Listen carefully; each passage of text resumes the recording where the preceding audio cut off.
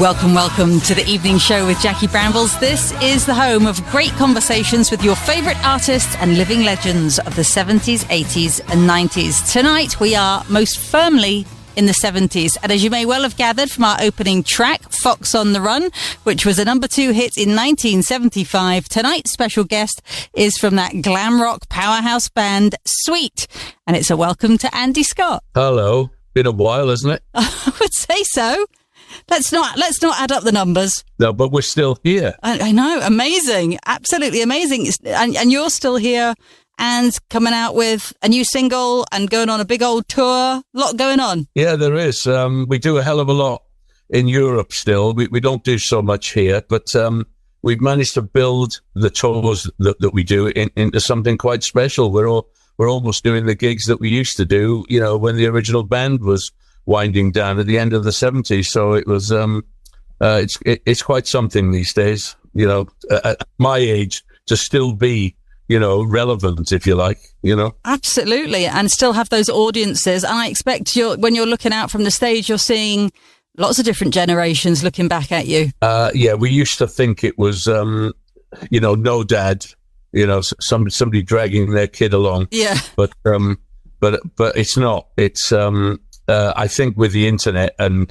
especially YouTube, all of a sudden something pops up and it obviously clicks with people. Plus, if they've been to see some of these Marvel or DC films, they'll have heard some of the tracks in there, and maybe that's what they do. They go, "Oh, I really like that." Well, that's right. Our opening track, Fox on the Run, was in Guardians of the Galaxy, and I think Ballroom Blitz was featured in Suicide Squad. So you're absolutely right. A whole new generation of younger people getting Sweet on the Sweet. There we are.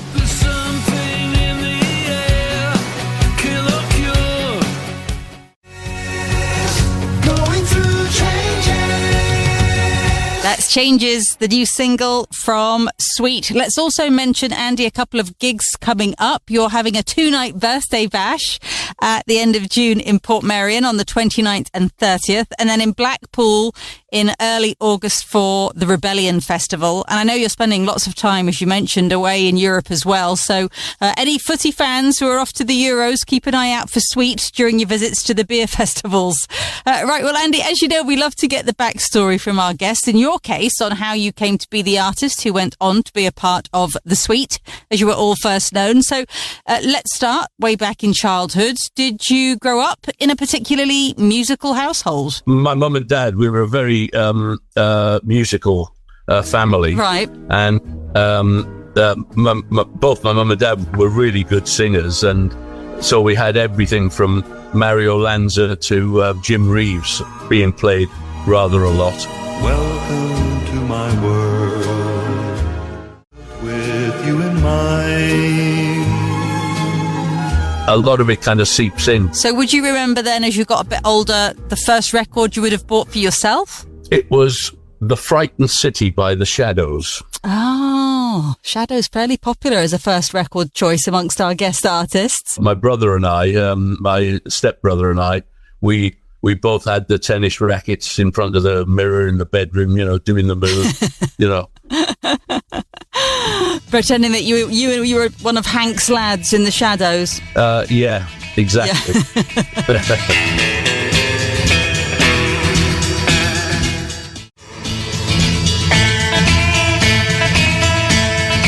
Number 3 in 1961, that's The Frightened City by The Shadows, the very first record ever bought by tonight's special guest, Andy Scott of Sweet. And we will be back to continue our great conversation with Andy next. Welcome back to the evening show with Jackie Brambles and to tonight's great conversation with co-founder of Sweet, Andy Scott. And before the break, Andy, we found out your first record purchase was The Shadows, The Frightened City. And as you became a teenager and your tastes evolved then, what would have been the first live gig that you ever got to go and see? The thing is, I went to see The Who when I was quite young in that sort of period, 65, something like that. Yeah. And they were playing in a village, a town hall in Shropshire somewhere. And there were cymbals going everywhere and guitars being chucked about. And I thought, I like that. But my first probably real gig was I took a girlfriend, I think I was about 15, to Liverpool to see the Walker Brothers. Oh. And we had to go by train, and we knew that what time the last train was. And I said, you know, we're gonna we'll be cutting it fine. They were at the big theatre in Liverpool, and then the Lime Street station was a hop, skip, and a jump away. Anyway, by the time we got there, it had gone. So we slept on the station. The station master or whoever it was who was looking after the station took pity on us, gave us a cup of tea and stuck us on the 6 a.m. milk train back to Wrexham. And there was a bit of hell to pay, should we say. Me at the age of 15 staying out all night. I would say, yes, a bit naughty. Yeah, a bit different from today.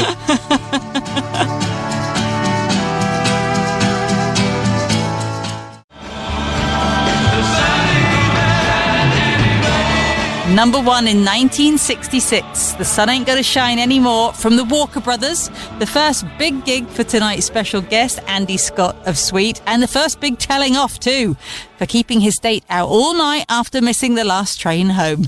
So you were well into your music then, Andy, from an early age. Did you imagine that being a career path for yourself back then? We all wanted to be footballers in Wrexham, you know, all my friends. We were so mad about, you know, the first division, and Wrexham was down in the third, you know, it was, but music, all of a sudden, you know, we would then have the guitar catalogues in the back of the science lessons. Now, I'm so ashamed of that because I love science now, but I didn't pay that much attention. Once we got to the point of about 15, I was starting to get into bands that were doing real gigs and supporting some of the known bands that kind of came into our area. Oh, right. So who, like who? Well, people from Liverpool, like the Searchers.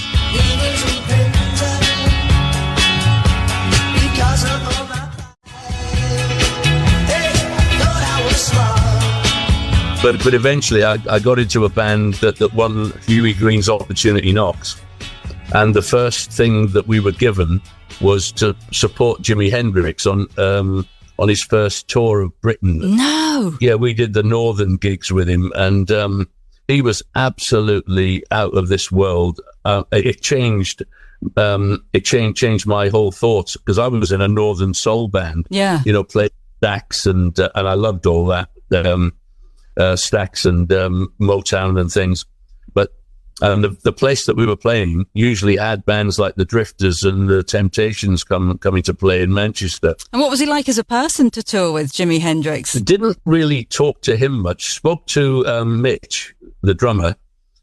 He seemed to be the most, you know, flamboyant and out there. On the first gig that we did with them, they just stepped out of a car that had been driven up, went virtually onto stage, came off stage, grabbed a drink and got back in the car and drove back to London, I think. So, you know, it was a very, should we say, quick experience of being around them. And then I did meet Mitch quite a few years later in the late 70s in New York. He was living in New York. And I used to have long chats with him about those days. And, you know, I think like a lot of people, you start to think of them, well, he's going to be a millionaire. And I think that him and the bass player had kind of fallen on not so good a time, shall we say, you know. Purple Haze got to number 3 in 1967 for the Jimi Hendrix Experience, who our special guest Andy Scott got to support in the early days of his musical career. But then, of course, along came the creation of the Sweet. You were sort of the last member to join what became known as the classic lineup. And Sweet very much at the heart of the glam rock era, where the imagery was as important as the music almost, right? Well, we certainly embraced it. Let's put it that way. We met Marc Bolan in 71, towards the end of 71. We were at an award ceremony. We were like the best new band, and he was the best artist of 1971 in Germany. Right. We're looking at him and thinking, I mean, we weren't badly dressed. We looked a bit shabby alongside him.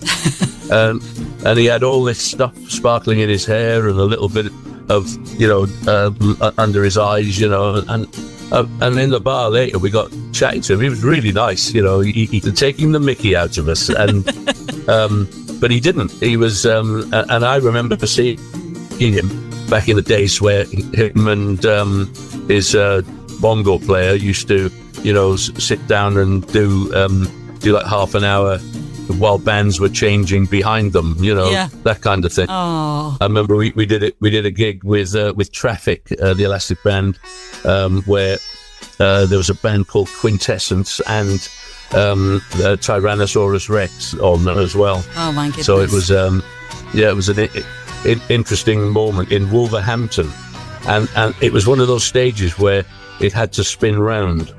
And if you didn't get your wiring right, you would drag speakers across the stage, if you know what I mean. Oh, no.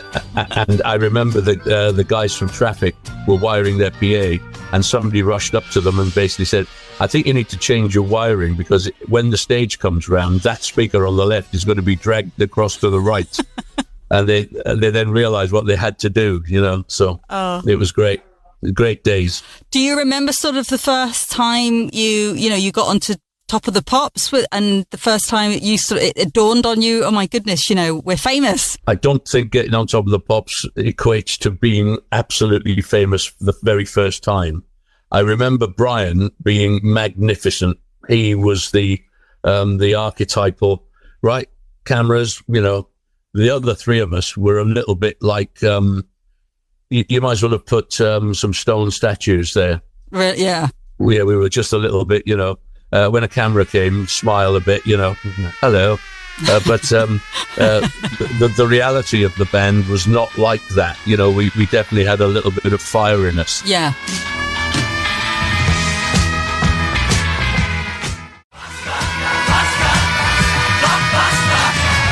Blockbuster from Sweet, their first number one in 1973. And we will be back to hear more tales from the story of Sweet and beyond as our great conversation with Andy Scott continues next.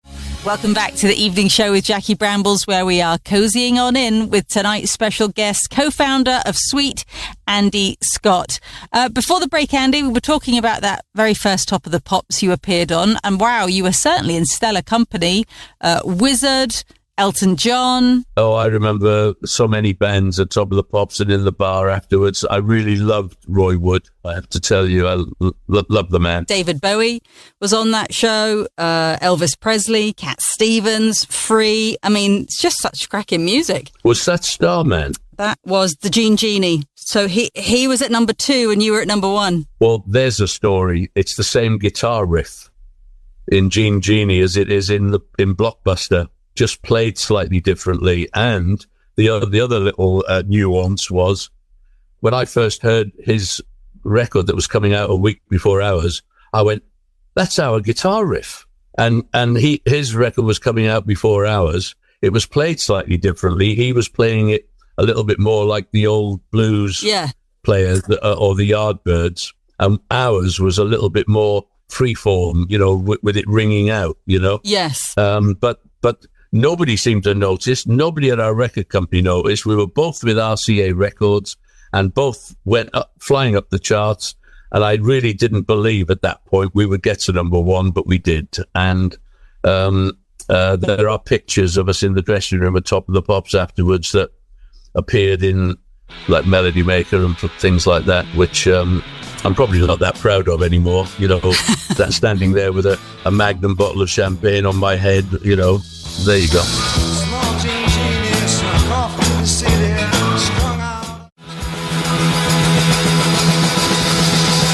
David Bowie, the Genie, kept off the number 1 spot by Sweet's Blockbuster in 1972. And of course, Andy, you also enjoyed great success in the States as well. In fact, before Blockbuster was a hit there, right? Little Willie went up the charts in America as well. It got into the top 5.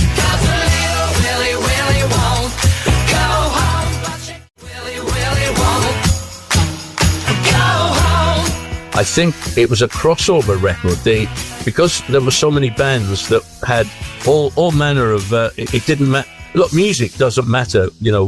Color. We don't see it. Yeah. And And there'd been a lot of bands out there like that, where you had like a black guy on drums, a white bass player. You know, you only have to look back to Booker T and the MGs and things like this. Yeah. And they thought that when Little Willie was released, that we were that kind of a band.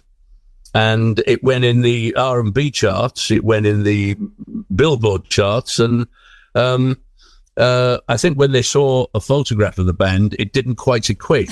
And therefore, the next couple of songs that were released out there didn't do as well. And it wasn't until Ballroom, Blitz and Fox on the Run that we started to get back in the top 5 again, you know, over in America. You mentioned Ballroom Blitz, and that's sort of, you know, being another the key back into the States. What can you tell us about that track? Mick and Mick Tucker and Phil Wainman, the producer, who is also a drummer, I'd always wanted to make a drum record. And, you know, Cozy Powell's Dance with the Devil came out just after Ballroom Blitz. They set about raiding the past, you know, from the 1950s, people like Gene Krupa and Sandy Nelson, let there be drums. And so once they'd got that picture involved, we kind of knew where we were going. The guitar riff is so simple. It's Chuck Berry, basically. And from there, it was a breeze, especially the middle, with that sort of bass and drum bit, you know, that there hadn't been anything like that. But then a glut of records like that came out. Golden Earrings, Radar Love came out, and, you know, it kind of spawned. Everybody had kind of maybe forgotten about the drums. Do you know what I mean? Yeah. And I must admit, on first hearing, before they started to mess with the drums, I remember saying to Brian, I don't think this is going to be a hit, mate. And of course, it was a really, really big hit. Ready, Steve? Andy?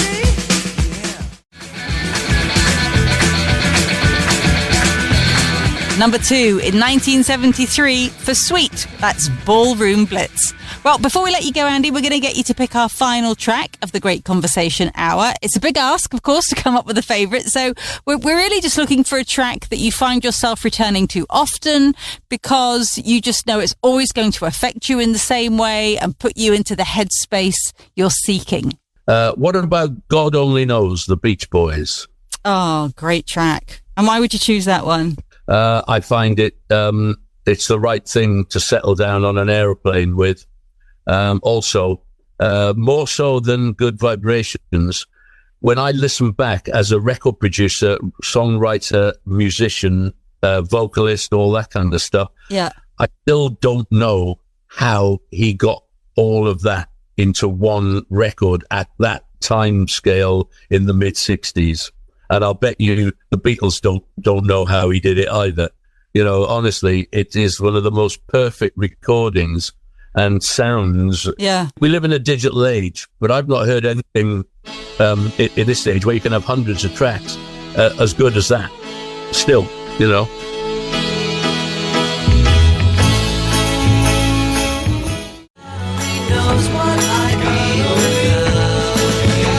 Number 2 in 1966, and a songwriting and recording masterpiece, according to tonight's special guest, Andy Scott of Sweet. Andy, before you go, let's remind people that Sweet will be in Portmeirion end of June for 2 dates, Blackpool early August, and the new single Changes is out now. Yeah, perfect. Thanks so much for your time tonight, Andy. What a pleasure to have you with us on The Great Conversation. Thank you. Thank you very much. Take care. Yeah, and you. Bye-bye. Andy Scott of Sweet.